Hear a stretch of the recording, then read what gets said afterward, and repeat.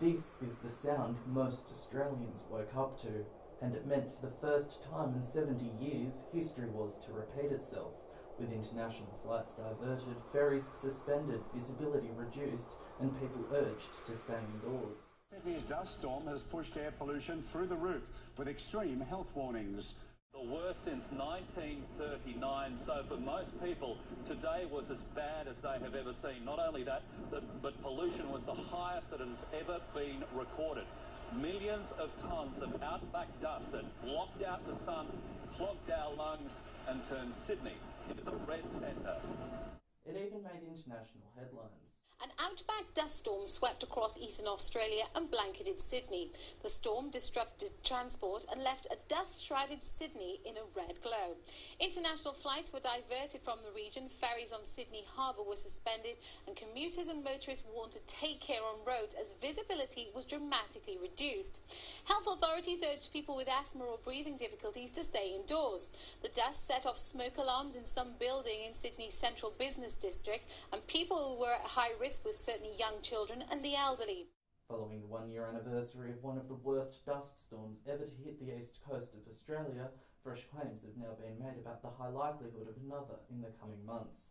Earth and environmental scientist Professor De Decker of the Australian National University has been studying the last decade of storms and says another one is inevitable. We can expect more dust storms in the future, but I've said for quite some time, because we need to wait until Central Australia, where some of the dust is available or originates, dries up, and then usually it's either the beginning of spring or the beginning of autumn when a lot of the wind directions change and you have a shear zone and material gets lifted up.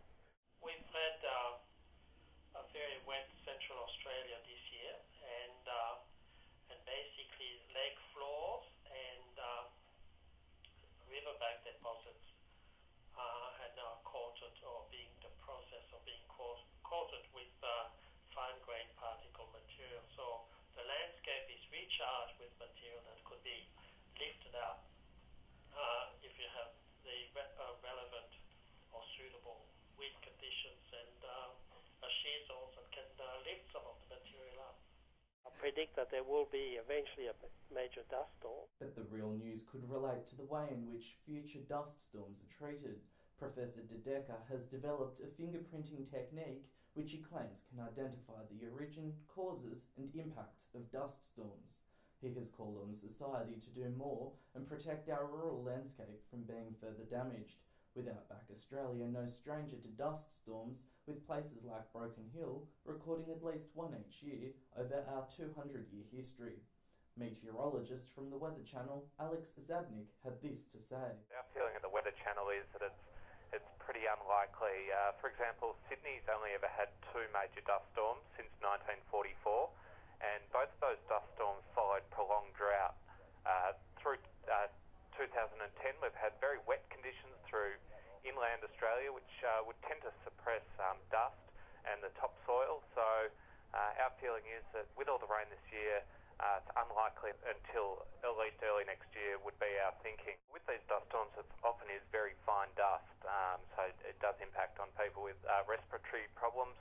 I guess the best advice is to try and stay indoors and to limit your exposure outside to that fine dust, which may cause problems. In some respects, it is a bit of a freak event, only happening, I guess, around once every 30 to 40 years. So I don't think we should be alarmed, but I think we should be aware. Australia is currently in a La Nina Indian Ocean dipole weather pattern, with weather conditions across the country exceptionally wet this year. And in a sign of things to come, the outlook is for wetter than usual conditions, with above average rainfall expected in the spring and summer months. Meteorologists insist dust storms aren't a direct result of climate change, with Australia the largest source of airborne dust in the southern hemisphere. This has been Josh Mathews reporting for UOW News.